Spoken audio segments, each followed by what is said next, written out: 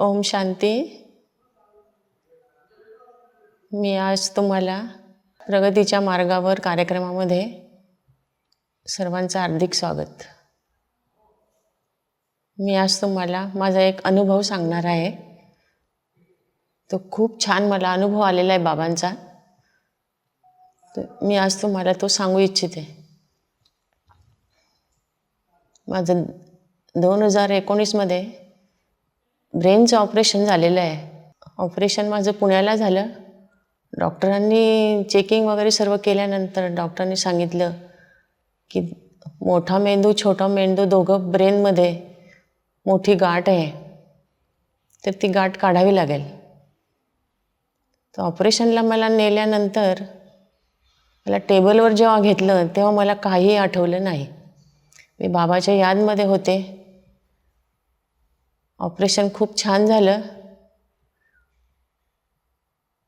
नंतर जेव्हा मला शुद्ध आले तेव्हा मी मुलीला सांगितलं की मला बाबांची मुरली ऐकायची आहे. तर मला मुलीने मोबाईलमध्ये मुरली लावून दिली आणि मी मुरली ऐकले. मला खूप छान वाटलं, खूप शांत वाटलं. आणि त्याच्यानंतर मला असा एक अनुभव येत गेला. मला एक दिवशी रात्री ब्रह्मबाबा पांढऱ्या शुभ्र कपड्यांमध्ये हात लांब केलेले असे माझ्याजवळ उभे आहेत. असे मला खूप छान त्यांनी दर्शन दिलं. तेव्हापासून मला खूप छान अनुभव येत गेले आणि मला खूप शांत वाटत गेलं. खूप छान प्रकाश, त्यांनी हात लांब केलेले माझ्याजवळ उभे आहेत, असं खूप छान अनुभव आला. नंतर एके दिवशी मला एक दादी दिसल्या. त्या दादींना मी ओळखत नाही, पण माझ्याशी खूप छान हसल्या त्या रात्री. आणि मी सकाळी उठल्यानंतर माझ्या मुलीला सांगितलं की मला आज दादी दिसल्या, त्या छान हसल्या माझ्याशी. मग तिने मला फोटो वगैरे दाखवले आणि मी त्या एका फोटोवर बोट ठेवलं की ह्याच त्या दादी आहेत. त्या दादींचं नाव आहे प्रकाशमणी दादी. त्यांनी पण खूप छान दर्शन दिलं मला. आणि असे अनुभव येत गेले. अनुभव आल्यानंतर मला जेव्हा मुलगी रोज मला भेटायला यायची आणि तिने पूर्ण हॉस्पिटल योगने खूप छान केलं. तर आयसीयूमध्ये मी 17 दिवस होते. आयसीयूमध्ये कोणाला येऊ देत नाही हे सर्वांना माहीत आहे. पण मुलगी रोज मला यायची, ती डायरेक्टमध्ये यायची, मला भेटून बाहेर निघून जायची. मला एके दिवशी सिस्टरने विचारलं की पांढऱ्या शुभ्र कपड्यांमध्ये एक मुलगी आत येते, ती कोणाकडे येते? तर मग मी सांगितलं की ती माझी मुलगी आहे. म्हणे ती ओम शांतीचं करते का? म्हटलं हो, ओम शांतीचं करते. म्हणे किती छान.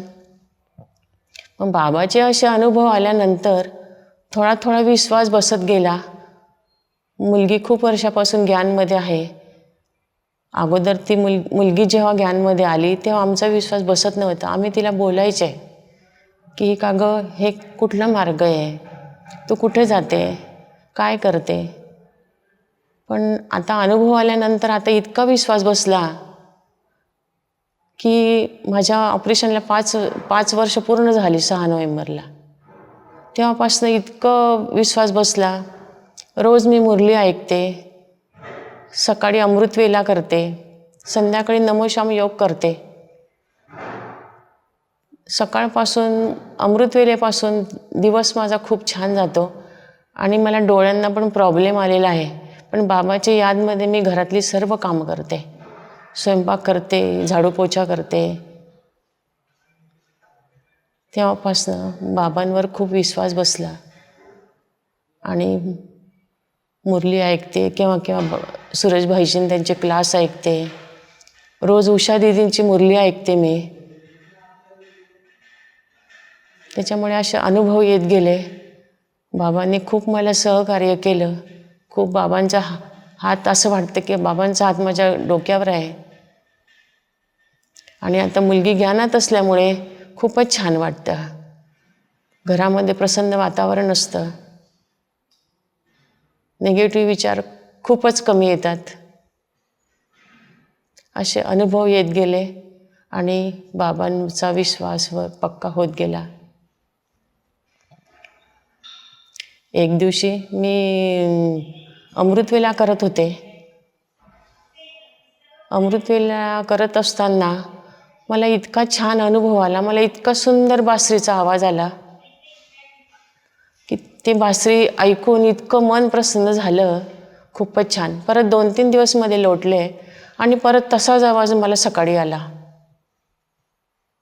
तेव्हापासनं बाबांवर खूपच विश्वास बसत गेला आणि तेव्हापासनं खूप छान वाटतं. खूप शांतता वाटते.